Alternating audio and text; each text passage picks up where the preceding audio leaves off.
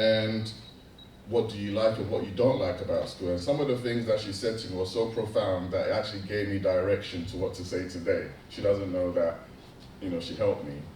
But one of the things that, she was saying was, I was asking her serious questions that I didn't think she would answer back. What are your teachers like and how do you find being in that school? And she said stuff like, I'm the only black, they live in a team, so she goes to like a posh school. I'm the only black person in my school. Wow. I find it, I don't like the fact that all the people that look like me or like my aunties are the cleaners and the dinner ladies. She said that my friends don't respect them. Not me, I do respect them. And I feel sorry for them because they can never do anything else because they just do the same thing over and over again. And she was really talking from her, and I was just sitting there thinking, 9-year-old, how are you able to analyze all of that and communicate that to me? But from that I got 3 things. 1, representation matters.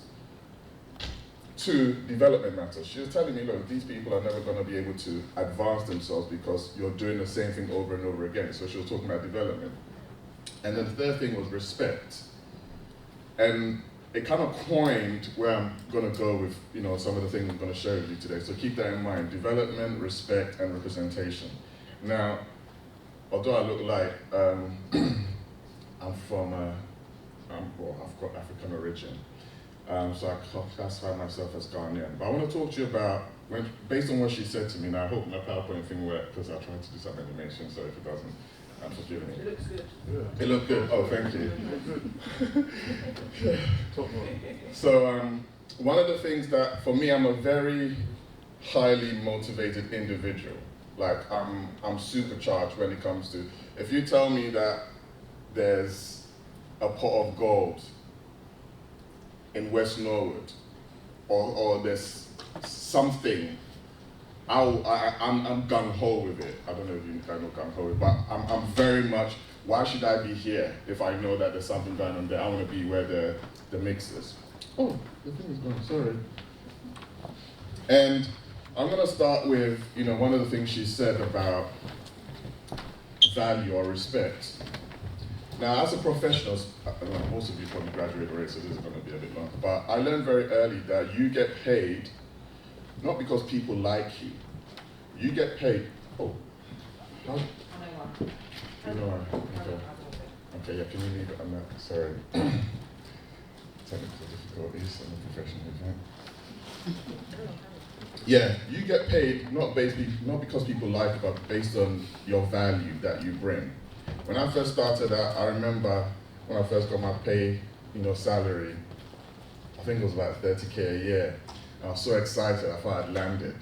Like, yeah, I'm making, because at the time, the way I measure myself is based on current kind of market trends at the time, what my peers are earning. And this is about years ago, but I was like, yeah, I'm doing better than most, so I'm good. And I, got all kinds of perks, car allowance, private, things. And I was like, yeah, you can't chat to me. Like, I'm doing well for myself. But I remember after a while, some guy spoke to me in church. He doesn't even know this. There's a guy, he's called Ajingo, Raphael. He's like a soldier. And he said to me one time after football, he was our football coach, by the way, TUC, back then. He said to me, I want to go back and study.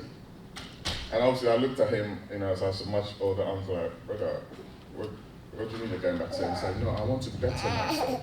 And I want to improve myself. And he actually went to go and study and get a qualification and get a better job. I remember that again, I sat to myself saying, what am I doing? I'm just comfortable. He didn't know he was speaking to me. I'm just comfortable because I'm okay. And I realized that in order for you to get a pay rise or to get a bonus, you need to be able to have something tangible to explain why. And the reason I'm telling you this because I want you to think about how you move to the next stage, wherever you are in your career. There's a couple of ways you can do it. Increase your knowledge, your skill set. Nowadays, everything's available on YouTube. Everything's available. some sort of webinar. Everything's available everywhere. So the trajectory where it takes you years to go and study and get somewhere has changed. You can actually learn super quick. Access to education is free and easy.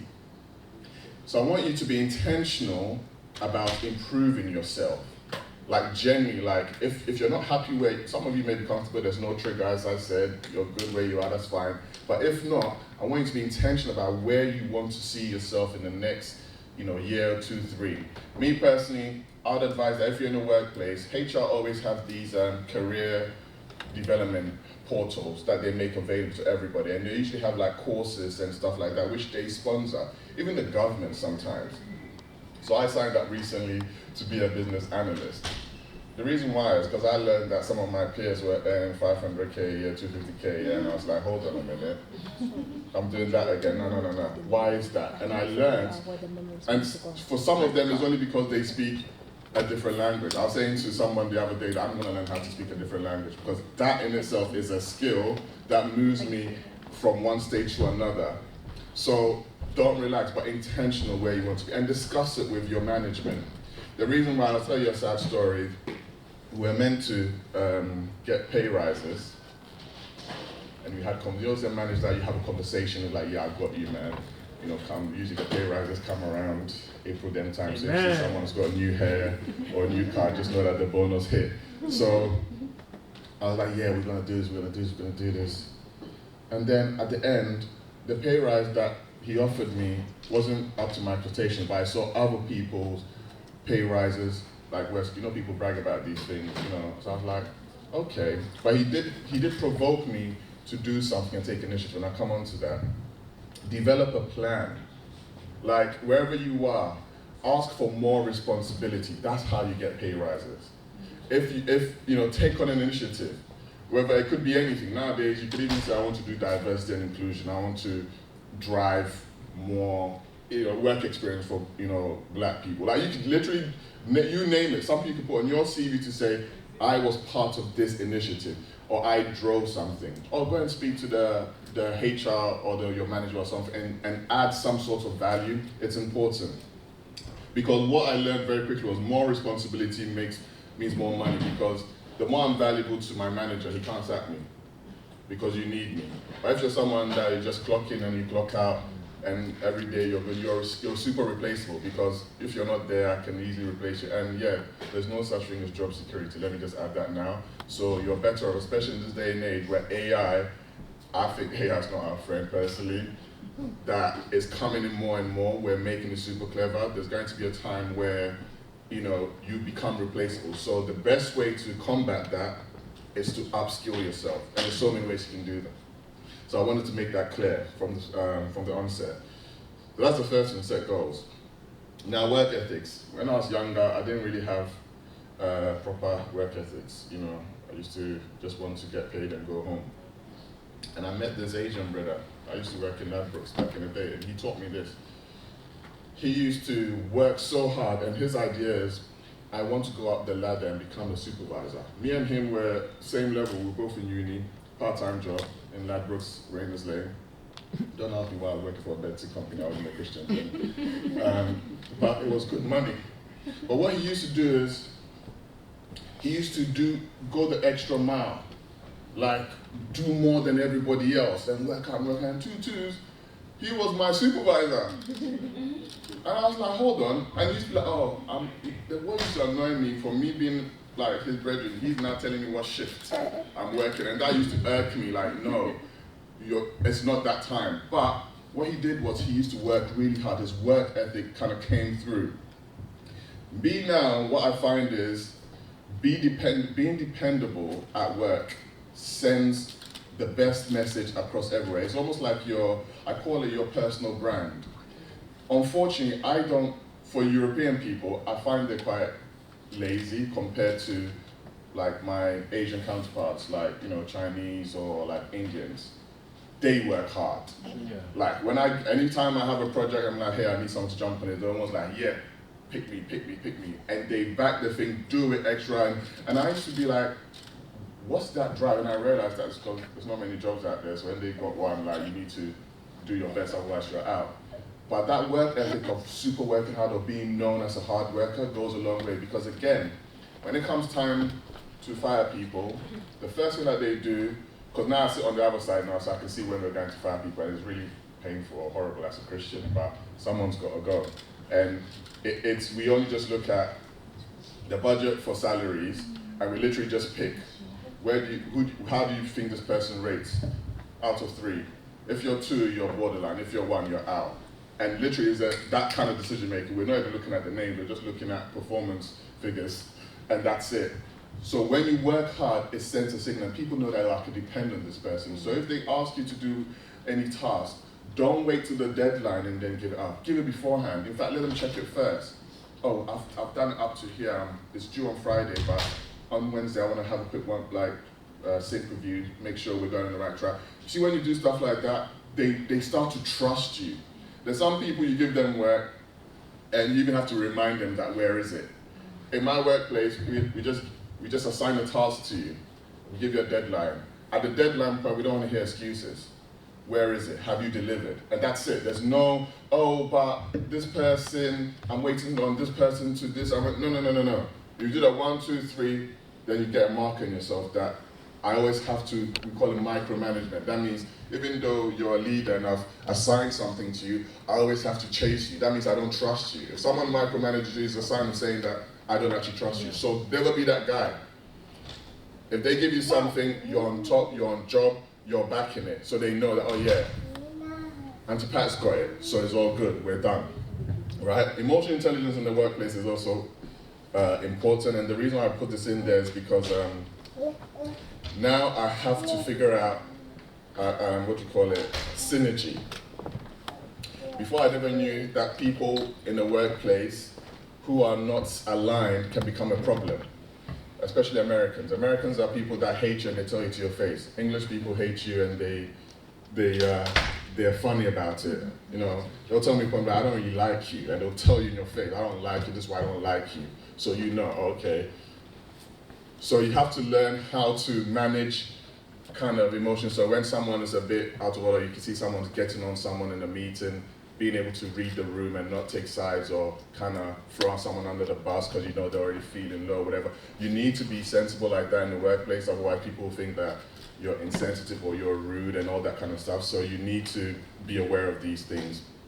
And also ask about people's well-being and sharing and stuff, because I didn't realize by virtue of me talking to some of my team members or the people underneath me, you actually now understand what they're going through and why sometimes they don't deliver certain things. Because sometimes I can be mean. I know everybody sees me and they think I'm a nice guy, but when it's work mode, it's different.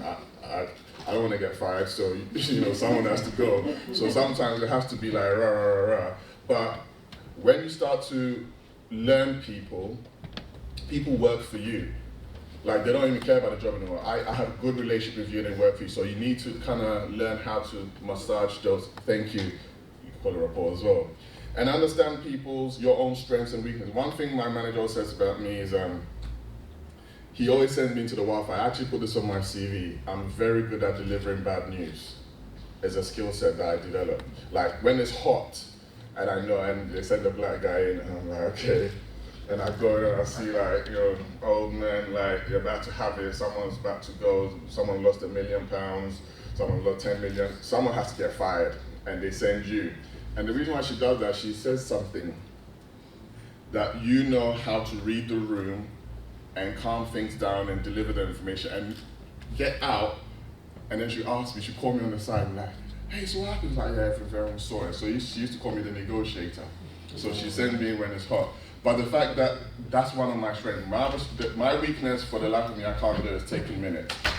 Like, if you ever ask me to send you minutes, oh yeah, I know. So my EA hates me for it, but I'm always like, you take the minutes, because I can't do it for the life of me. If you ever wanted to fire me, give me a minute taking job, because I'll just probably be drawing stuff whilst meetings is going on. However, because I know that, I protect myself. So you need to know your strengths as you're building your career journey as well. And yeah, minute taking is not one of them. I want to talk to you about communication, because this thing, it will protect you, and it's protected me. And this is where I kind of call it politics as well. in the workplace. You've got to be savvy. Whenever I go into a new job, I look for the top dogs. So the top dogs being someone who's got the ear of the director or the VP or the president. The reason why I do that is I just say to them, hey man, I want you to be my mentor. So that way I'm putting it on you, to coach me. So if I'm your mentor and they're trying to sack your mentee, it ain't really gonna work. I'm just giving you the game here. So I'll just go in and be like, yeah, I want you to coach, I want you to spend time with me. What'd you say? I'm a politician, maybe, who knows? But the reason why I do that is because I like to think you build key relationships with certain key people in every organization. And the reason why it's important also is they teach you things that you may not already be savvy to. So information in the workplace, sometimes it's so sad. Like we hear stuff and it goes the level down, it goes level down. So sometimes if I know someone's about to get fired, I would have known from like weeks ago that this group is about to get cut. But they don't know. And sometimes I look at that and I'm like, hey, can you imagine you're coming to work, taking train up and down, not knowing they've prepared HR statement to go out to you to say you're fired. When you have a mentee, what they do is one, they'll school you, they'll start talking to you about, hey, have you thought about moving into this other position or in this other department? What they're trying to do is, without saying much, kind of protect you because they got inside information. And also sometimes when they're getting rid of people, I'm telling you this from the employer perspective, it's very cutthroat because all they're looking at is cutting costs. So when the biggest cost to any business is salary, because you're paying people a lot of money, even when the business is not going well, you have to pay people when people are earning a lot of money. So the first thing, the big red thing is salary. So who's costing us the most or who's useless? I used to say that's how slavery started. They looked around the place and said, you cry, which one of you should go? And they collected all of them and sent them. So when you're with the right team, they protect you and they teach you things. And not even that, whenever you go to them with insight. A lot of people don't really know about what's going on in the company, whether their share standings, their investments they've made, like they can't tell you nothing about the company. I do, because I lost a good business once because I didn't realize it was going to get crashed. I don't know if you guys heard, I think it was last year, March, Silicon Valley, all the banks, it was like a fire sale. I got affected. I didn't even know how to tell my wife. Like, it was crazy. Like, and since that day, every business that approaches you to hire you, please go and check them out. You got, is it Crunchbase or TechCrunch, one of them? It shows you where they are standing, the investors that they have, how they've performed over certain years. So you know you're signing to a winning team or foolish group. Because if it goes wrong and they have to cut people by poor decisions, you're first. So when you're going to your coaches and stuff, ask them, hey, what's top of mind? And they'll tell you some of the things that's top of mind. Oh yeah, we're thinking about, this expansion in, I don't know, France. We're thinking about this thing and going, oh, okay, yeah, I read about this article. Have you heard about it? This competitor is doing this, yeah. And they love stuff like that because like, shows interest. It shows interest, thank you. And it shows an interest like, oh, really? I used to do that all the time with my competitors. Oh, have you seen what these guys have done?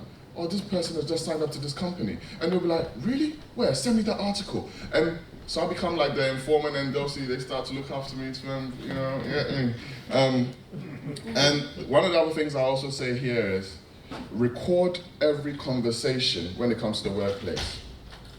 By that I mean, when you are, ask for feedback. A lot of people don't like feedback because it means you're going to expose me about something I'm not good at. But when you're in the workplace, always ask for feedback so you know where you stand with whoever.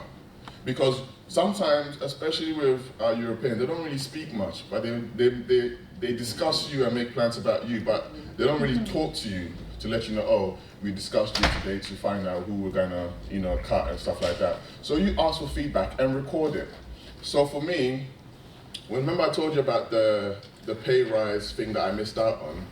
I didn't record it. I had no trail that we've had discussions about me getting my promotion, my pay rise. But it was all discussions that we'd had, and I trusted the individual. And actually what happened was they left, they were ill, they left, they got cut, and the new person came in and said, well, I don't have any information, I don't have no trail. And I was just like, wow, me and him, man said he was going to promote me, he promised me this amount of money. I was like, I don't have anything. So that taught me a big lesson. by virtue of me not recording anything, in fact, that's the only one time that I'll send an email. Based on our discussion and you saying that, you know, you're happy with my performance and this, I'm sending it to you so I've got a record of it.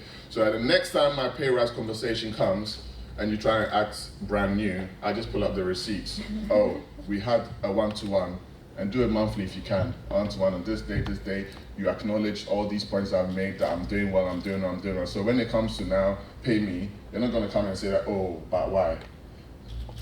Record every conversation. I've seen it so many times where people have got burnt, and you don't want that situation. When I say record conversations though, I don't want you to do it in a way to try and catch people out, but do it in almost like for our records type of thing. So don't frame it as just in case you're trying to screw me, I'm just making you aware, but no, like formally, like I just want to put it on record. And always ask for feedback, because feedback tells you where you are. Feedback tells you when you're going wrong. In my language, they say somebody doesn't know that they're, you know, when you guys haven't lived in Ghana, but in Ghana we used to weed, and they'll send you a cutlass and you'll be chopping the grass and stuff like that. But as you're going, you start to veer off the narrow straight. So someone has to tell you, hey, you're going a bit to the left, keep on the straight and narrow. That's what feedback does. It's free. And if they give you that information, work on it. And then reflect back on it. Oh yeah, the other time you said that, oh, my performance in this part of blah, blah, blah is not great. I fixed it. Can you see the improvement? Yes, I can. Document it, okay? Because feedback will help you in the future. And also be concise with your emails and be polite in your emails as well. I have a tendency to speak as I speak, actually write as I speak. But now, with the help of ChatGTP, yeah, emails are a bit more concise now. I can just type what I want, put it into ChatGTP, make this concise, and it makes it super nice. So remember those things as well. And one more thing I'll say is, in terms of when you are, the reason why I also say emails, I have this thing about whenever something is given to you and it's not in your remit and you're waiting for someone, always document it. I call it CYA, cover you can finish it. But I really want you to get to the point where, because in the workplace, unfortunately, I'm just being real, people like to throw people under the bus, and you can't prove it. And I always say to my lawyer friends, it's not what you know, it's what you can prove. So anytime something is not your fault or you're waiting on someone, document it, CC someone in so that there's a record there, not just for your pay rise conversation, but to cover yourself, because you'd be surprised people that will turn mean and nasty and be like, I don't remember what you're talking about. But when you've covered yourself and you CC someone in, you can always refer back to it. I just wanted to make that point clear on the communication side. I hope you're learning something out of this, guys. I'm just talking to you like my brother, so I don't even know if I'm going right or wrong. Now this one is an important one. So, maintain a positive attitude. I'm a very, half full person. I always believe that I like to learn something out of everything. No matter how bad it is, I want to try and take the positive out of it. And you want to have that kind of attitude around, the workplace, because you don't want to be seen as the person that's just, as soon as you enter the room, it's like, oh, here we go. Like, you open your mouth, everybody knows. Like, no. You have to be the can-do person. Like you can literally can do it as possible. Where people are like, I'm not sure, like, no, yes we can, Obama style, like give them hope, like be that kind of guy when everybody's down. Time management. Now this is super important if in the workplace, because at work, it's not before like that we used to go and do retail that you clock in and clock out. Now work is very much task based. So you got a list of things to do, and you have to try and do that within 9 to 5. It doesn't work. So what you then have to do is to learn to prioritize or to learn to organize yourself. Otherwise, you find that you're always out of time, you're working weekends, you're working late, blah, blah, blah. I say all this and I still work late, but we'll talk about that later. But the point I'm trying to make is, is this thing working? Can I get a pen? You got a pen? I want to show you something very quickly. One of the things I learned do you guys know Miles Monroe? Yes. He's one of my favorite preachers, and he taught me one thing and it stuck with me. Apart from me. Apart from you don't know Miles Monroe? I said apart from me. You said favorite speaker. Oh, yeah, yes, of course. You come first. And I always tell my wife this, and she hates me for it, because usually I like to call she's a busybody. Every day, is always trying to do so much. I'm like, organize yourself, like prioritize yourself. And he taught me one thing. He used to say, prioritize, organize, discipline. That was his mantra for his whole livelihood. Micromanagement used to also say, prioritize, organize, discipline. With me, I get emails for banks. Everybody wants to send me an email, to the fact that I actually tell people, do not email me unless there's an action required from me, because otherwise you're just filling up my inbox with information that I don't need to have. So 2 things, I'm gonna do this very quickly. It's called the Eisenhower Matrix. You can use it as well. So it's urgent. Have you guys heard of this thing before? Okay. I'm not even right. Okay, let's start again. Hey! Yeah, that's what I was thinking. It's a Sharpie, wow. Couple your ass, so like, oh my god. Cut that out. But basically, it talks about urgent and important. Okay, I'll just describe it. So, you list your stuff, urgent, and so urgent, not urgent, important, not important. Yeah, So what was that, urgent? Urgent, yes. And not urgent. Not urgent. Important. Important. Not important. So the idea is you want to focus on the stuff you only do stuff that's urgent and important. That's it. Anything else, so if something is urgent, right, but it's not important, you schedule it. So you find time in your diary to do it later. So it's not something that, some people, for me, I switch off my emails after certain times where I have focus times, because otherwise, as you're working, an email comes through and it distracts you. As you're working, an email comes through, so I just literally just switch it off because I'm busy, it's my focus time. And then you've got at the bottom, so it's urgent, but not important. So there's things like that, what I'd say is you delegate. So there's people who can do certain tasks that you can do. It doesn't have to be you. If it's urgent and you're not going to get someone else to do it, so you delegate. I love delegation. Anybody that works with me knows that as long as I can think of someone to delegate, you're doing it, because I don't have to. And then the last one, not urgent, not important, I just delete it. I just dismiss it, delete it, eliminate it, because they're just distractions. And I always tell people, if you're going to email me something, give me an action. What's the action from me? If it's just for my information, fine.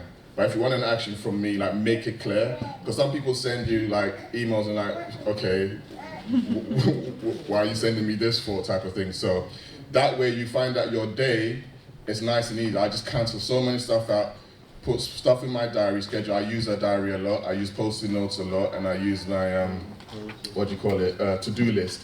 And then the other thing I'll say is put your task into, I call it time frames. So things that are quick and easy to do, like easy stuff, or it takes me only 15 minutes to do, I just bundle all of them up. I need to text Eliza. I need to, like simple stuff. I can bundle them together. The stuff that's like takes me much longer, I'll actually need to make more time for it. And then the medium stuff, okay, I've got 2 minutes, I'm done. So thank God. I did it. Anyway, so hopefully that helps. Let me see, what have I missed? I think I've got one more actually. Hold on. I can't work the mouse. I don't know where the mouse thing is. I just Got one more. I'll click this. Okay. Okay. Now this is about professionalism. First of all, I have to say something. Yeah, I'm a Christian first, and then I'm a black man. Representation matters because how you behave at work. I always have this thing in my head that if I misbehave, I'm ruining it for the next black person to get the opportunity. It's always stuck with me because some, unfortunately, our Caucasian brethren may not have encountered, people of color before, and you might be the first person that they're going to actually have dealings with. So when you misbehave, it's not just you're ruining it for the next man. And that responsibility keeps me on top. So stuff like dressing properly.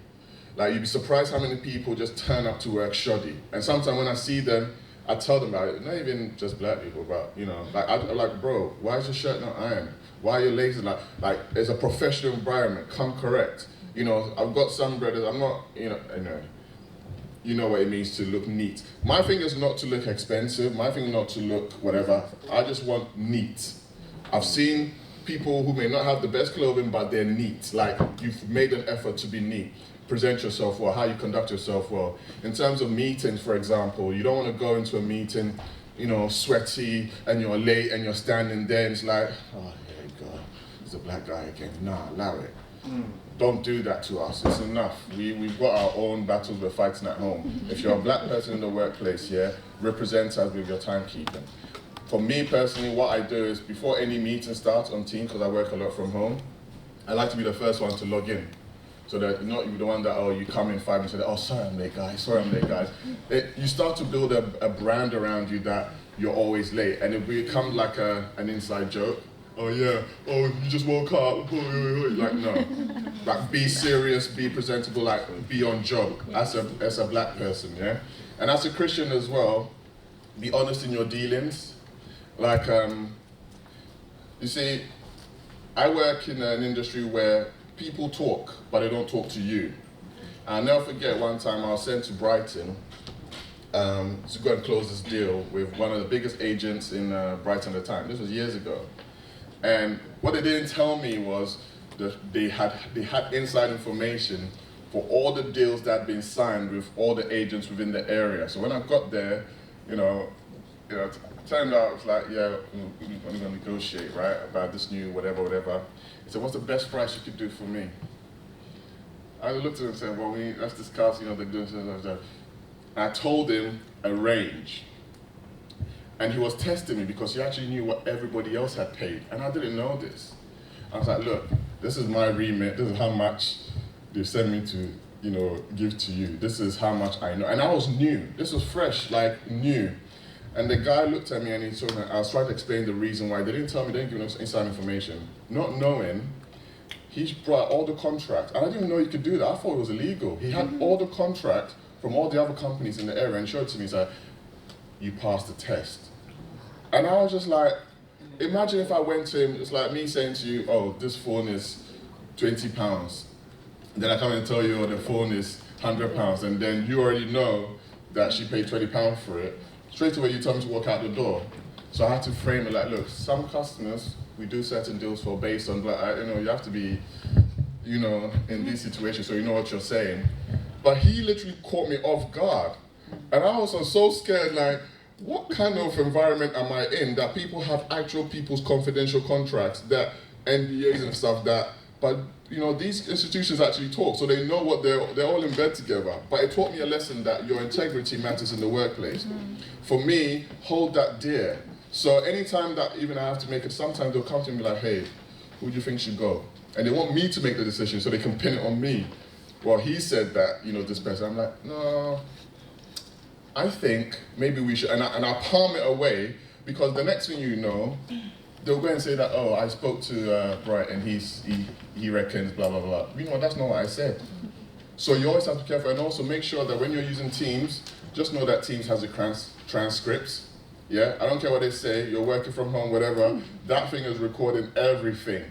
So if you're gonna, not gossip, but have a rant or have a moan about someone in the workplace, don't do it on Teams. Call them, or go outside for a coffee and talk to them, or go to the lunch or a pub or whatever. Don't do it on any device, because they can see it, they can hear it. Don't do it. I'm just telling you. And also, when you're on Teams, I don't know how many of you have to work on Teams. Make sure your background is professional. There's been times where I've seen people have rubber bags, in the background. I've seen times where people, you can see their bed, their wardrobe. Like it's like, come on, man. Like, be professional. This is what it's about. And like I said, I talked earlier before about being the integrity. I didn't realize when I became a director that there was conflict of interest. These people called me up and said, hey, we can see you've got this company, Wagwan. And I was like, oh, but I haven't said it's my wife's. Not knowing, they literally came to me with the receipts. You're a director here, you're a director there, you're a director there. So are you, is there anything we should be aware of? Are you bribing anyone? Are you going to take over? I was like, no. So I had to remove my name. So right now, as it stands, my wife has all the power. So I have to behave myself because, you know what I mean, doghouse. But the point is, it taught me that, again, do the right thing. So if you have side hustles, I know a lot of people that do side hustles with their work computer. Don't do it. Like, just buy your own tablet, cheap, whatever. Don't do certain things on your work laptop and save stuff, and then by the time you realize you're doing a presentation, you know, sometimes you're screen sharing and tutus, an email comes through and you're not expecting, like, oh, what client is that? What's that about? Oh, no, like, separate the two. If you have a side hustle and you need to report it, do it the right way, because you're a Christian first, because it's embarrassing when stuff like that comes out.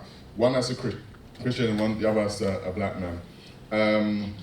So I think I've talked about everything. The only thing I'll say is back to my first point before, when my daughter said about, not my daughter, sorry, my niece said about representation. She said all her teachers are black and all they do is cleaning. That hurt me. And she was like, I wish they were also teachers as well, because they possibly could teach me and they look like they could do more. So why don't they do more? I want to encourage you today, wherever you are in your level, upskill yourself. Like, genuinely find something else to do and upskill yourself and move up an inch. The next thing, you want to make sure that, for me, I'm motivated by money, yes, but more importantly, I want people to learn how to say my name, because I've got a kind of a funny name. Awuku-Boateng, not easy to remember. So what I used to do, I always wanted to be the top performer, and then they'll have to say my name. They'll butcher it. Bright Awuku, I was like, no. Or can I call you? No, you have to say it. Say my name. And that recognition thing, it means a lot to me. Say my name, because, you know, for me, I don't do it for me, I do it for the others that are coming behind me. So if you hear Awuku-Boateng or Boateng somewhere else, you know, yeah, it was a black brother that we should do really well. Right. So that's what I wanted to leave you. Hopefully you join the...